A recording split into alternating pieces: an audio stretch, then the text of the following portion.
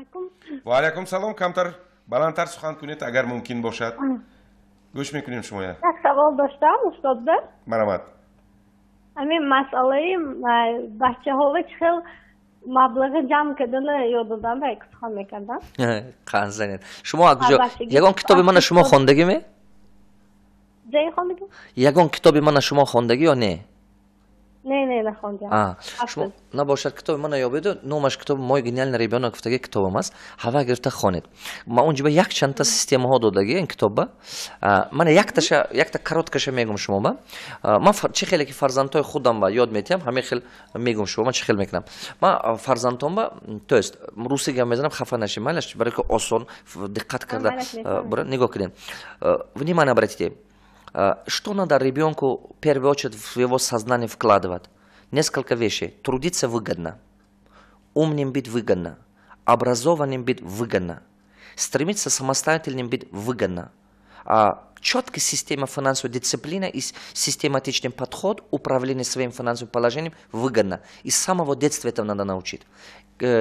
Там в книге «Мой гениальный ребенок» я очень много даю технологий, то есть практические занятия, чем надо, как это обучать.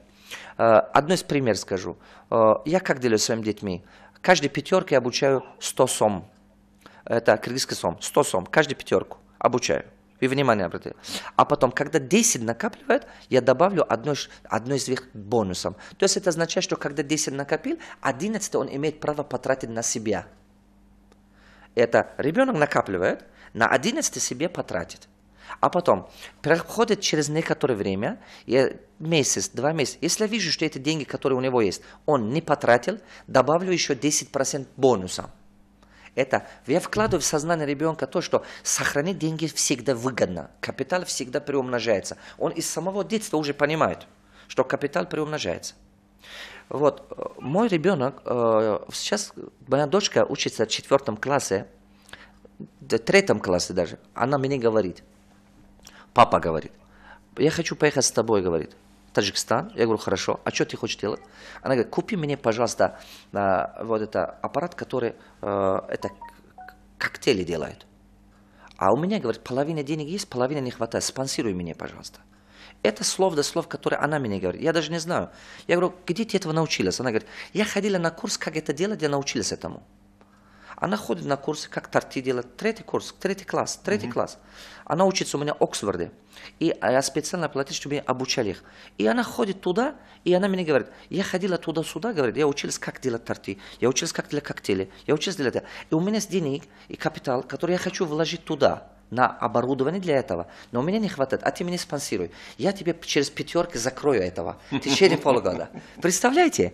То есть в голове ребенка надо этому закладывать из самого детства. Самая важная вещь обучайте детям – финансовую дисциплину.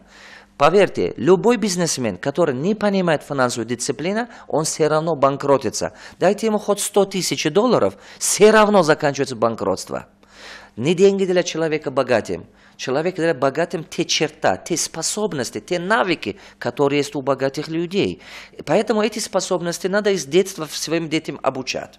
Просто из детства, чтобы они поняли. Многие люди своих детей что обучают? Деньги это зло, не бери чужое, не связывайся с деньгами, ни в коем случае не делай этого и так далее. Ты хорошо учись, а все остальное я сам сделаю. Ты только учись, я все остальное сам сделаю. Когда он только хорошо учится, не физически не развивается, он станет там хрупким, у него характер слабый. Найдите мою книгу «Мой гениальный ребенок». Вы воспитываете гениального ребенка. Правда. Супер ребенка воспитываете. А она станет вашей гордостью. Дети бывают либо вашей гордостью, либо дети станут вашей горой. Это все зависит от того, как мы здесь сегодня действуем, обучаем их. Если вы действительно любите своего ребенка, его будущее, отправьте его на мои курсы. 12-дневные курсы, которые я обучаю из Сикуле. Значит, каждый год 70, иногда до 100 человек приезжает из разных стран мира. Каждый год в Сикуле. Я их обучаю. Родители неустанно благодарят мне. Неустанно. Что я там обучаю детей?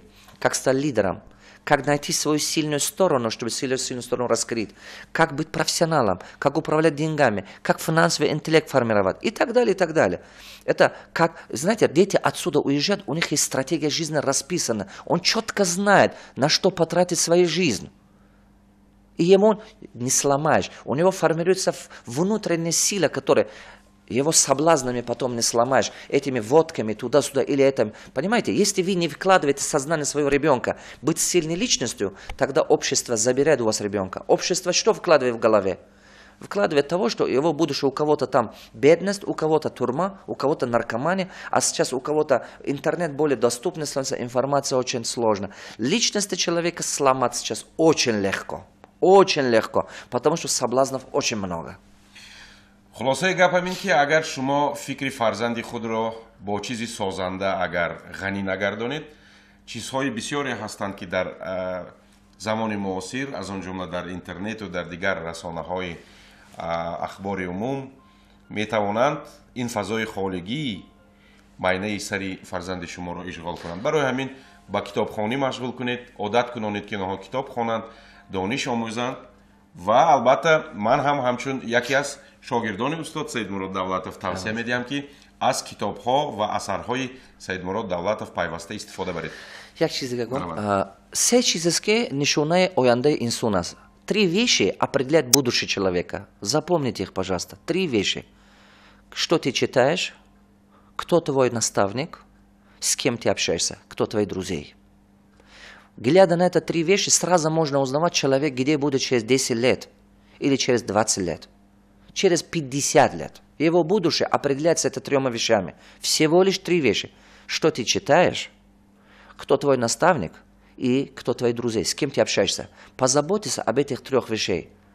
И у себя, и у своих детей, и так далее. Всегда позаботьтесь. И тогда, смотрите, потому что все то, что 3 вещи, которые я сказал, заполняет сознание человека. Что у вас в голове, это есть ваше будущее. Внимательно послушайте, когда люди разговаривают. На их словах озвучивается их будущее. Родные мои, земляки, братья и сестры, я говорю вам слова своего сердца сегодня.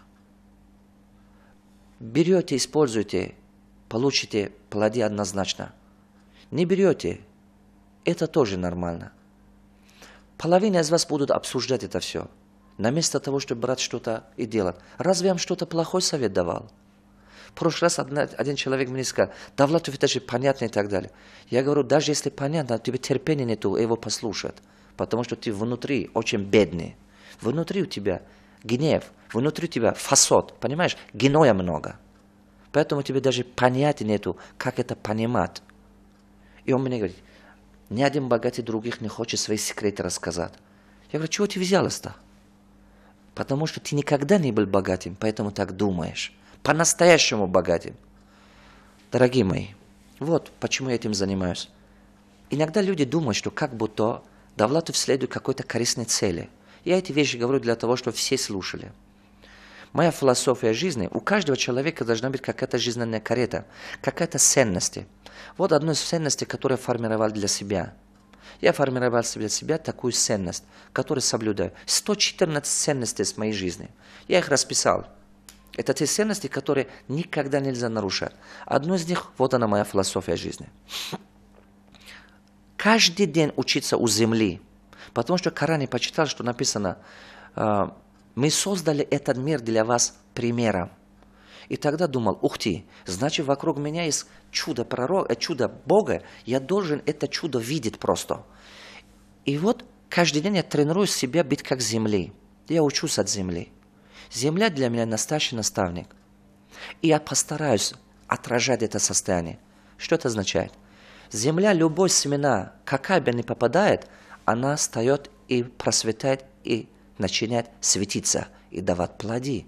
Это означает, что каждый человек, который меня слышал, хоть разу, хоть через мои книги со мной столкнулся, хоть со мной так лицом к лицом столкнулся, хоть поздоровался со мной хоть разу в жизни, я должен сделать так, чтобы он просветал, он засветился. Он светился, как это цветок, чтобы все его мечты давали плоды, все его талант просветал. Вот чем я занимаюсь. Понимаете, но на земле люди плюнут, на земле люди писают, на земле люди все плохой мусор бросают. Но от земли всегда растет цветы.